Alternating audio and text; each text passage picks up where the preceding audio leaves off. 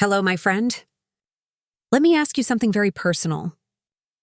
Have you ever found yourself letting out gas more often than you used to? Maybe it's when you're sitting quietly enjoying a book.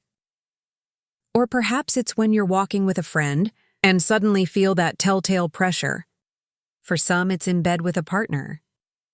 Or even in the checkout line at the store. And the fear of that moment, the shame, the embarrassment can be overwhelming. Now, I want to be clear. Passing gas is normal, everyone does it. The average person passes gas, anywhere from 10 to 25 times a day. It's part of the body's natural digestive process. But when it becomes frequent, excessive or unusually smelly, when it begins interfering with your daily life or making you feel uncomfortable in your own skin, it might be time to pause and ask, what's going on inside me? This is especially important for women over 60. Why? Because our bodies change with age. Hormones shift, muscles relax. Digestive function slows down. And these changes, subtle at first, can sometimes snowball into frustrating and even embarrassing health issues. That excess gas you're feeling, it could be a warning sign. And no, this isn't just about beans or broccoli. Sometimes it points to deeper, more serious issues that deserve attention. Today, I want to talk to you woman to woman about 5 dangerous causes of excessive farting that doctors say older women should not ignore. These are not your typical gas-inducing foods or quirky habits. These are medically recognized issues that, if left unaddressed, can lead to greater digestive distress, chronic bloating, bowel disorders, even more serious health complications. But don't worry, I'm not here to scare you. I'm here to inform you, to give you the tools, the insight, and the understanding to take back control of your body. Because knowledge is power, and every woman over 60 deserves to age with dignity, not digestive discomfort. Let's begin. The first thing you need to know is that your gut is changing. As you age, you're not imagining things. Everything from your stomach acid levels, to the strength of your abdominal muscles, to your microbiome, the trillions of bacteria living in your digestive tract, shifts over time, and as a result, gas production, movement, and expulsion also change. So before we talk about the dangerous causes, let's take a moment to understand what normal gas looks like. When you digest food, your body produces gases like nitrogen, oxygen, carbon dioxide, hydrogen, and sometimes methane. Most of it comes from swallowed air, but a good portion is created by the bacteria in your intestines breaking down the food you eat. Some of this gas is absorbed by your body. The rest, it has to go somewhere. And that's where farting or flatulence comes in. So yes, passing gas is expected. But what's not normal is persistent, uncontrollable, foul-smelling or painful gas. Especially when it's accompanied by bloating, cramping, or changes in bowel habits. That's when it's time to investigate further. So let's talk about cause number 1.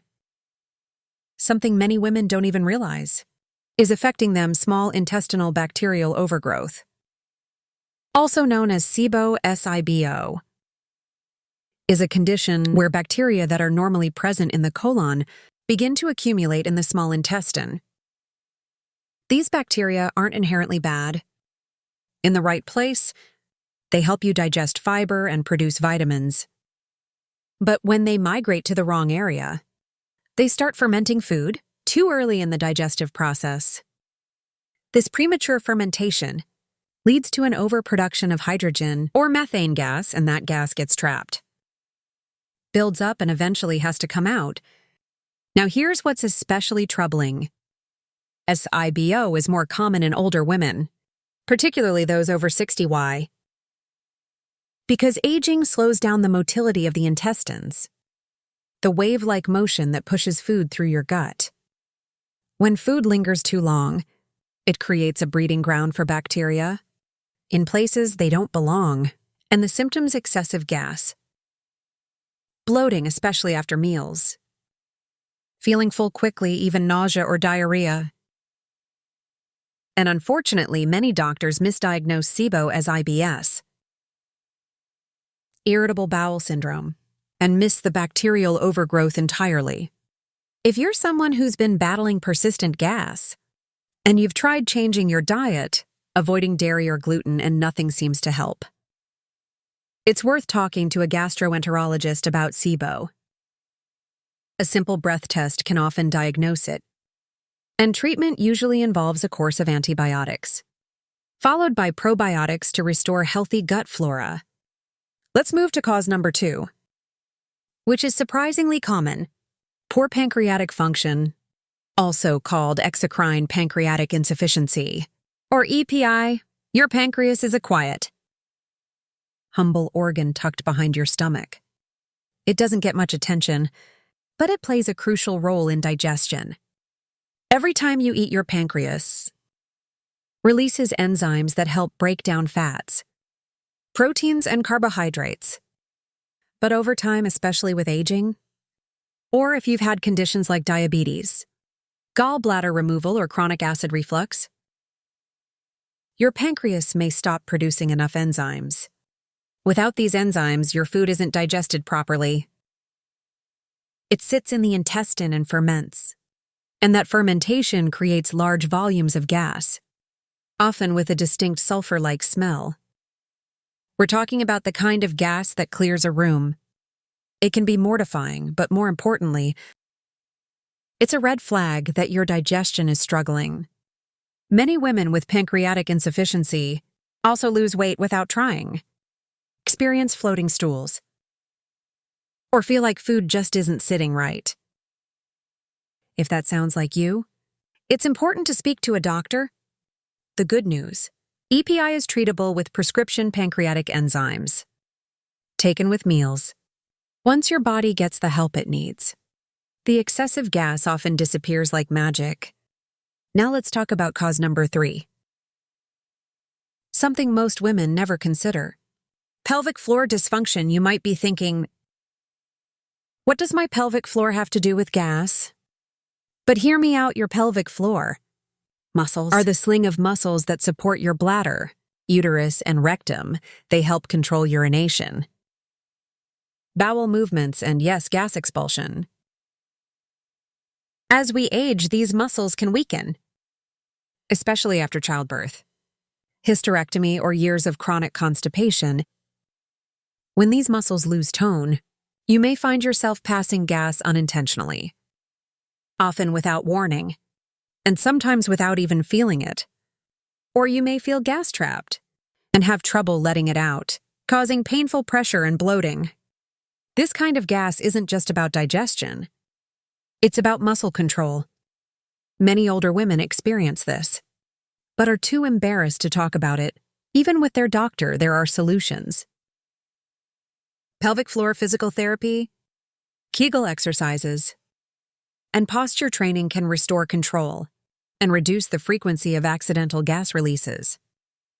And for women experiencing both urinary and digestive leakage, this kind of therapy can be life-changing. All right, let's get into cause number 4. A dangerous but overlooked issue called colonic diverticulosis. This condition affects over half of people above 60, and it's more common in women. Diverticulosis occurs when small pouches, called diverticula, form in the wall of the colon.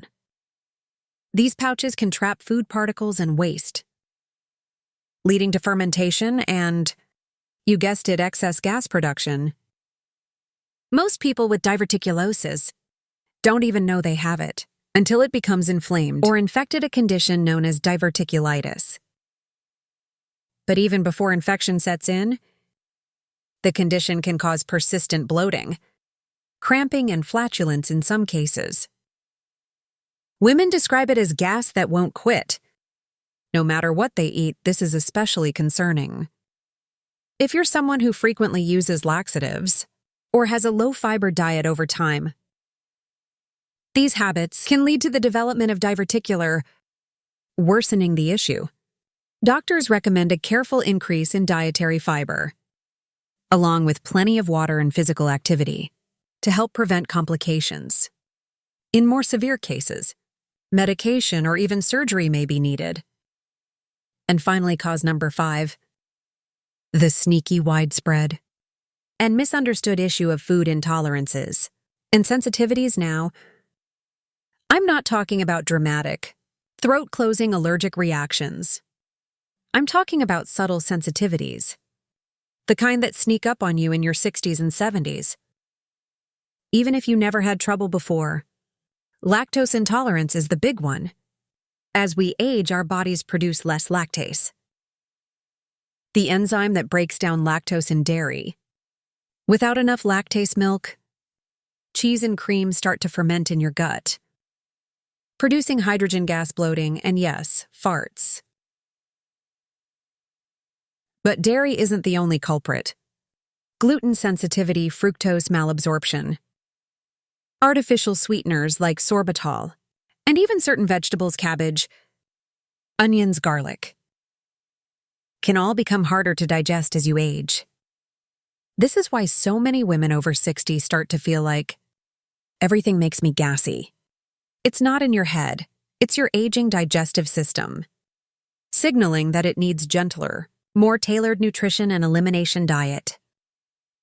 Where you remove and slowly reintroduce, potential triggers can be helpful.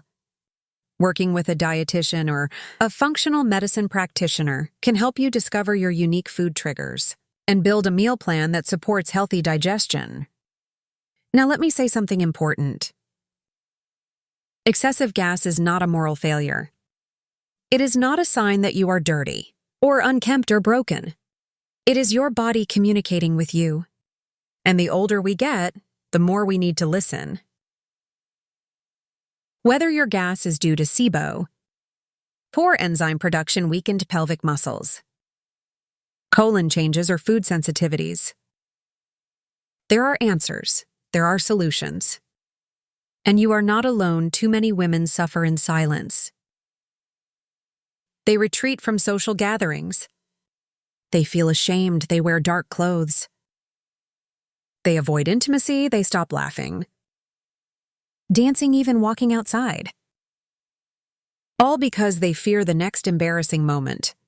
But I'm here to tell you, you deserve better. You deserve freedom in your body. You deserve comfort in your own skin. And it starts with understanding what's causing your discomfort and taking one brave step toward healing. So here's what you can do right now. Keep a journal of your meals, your gas episodes, and how you feel after eating. Talk to your doctor about SIBO or EPI testing.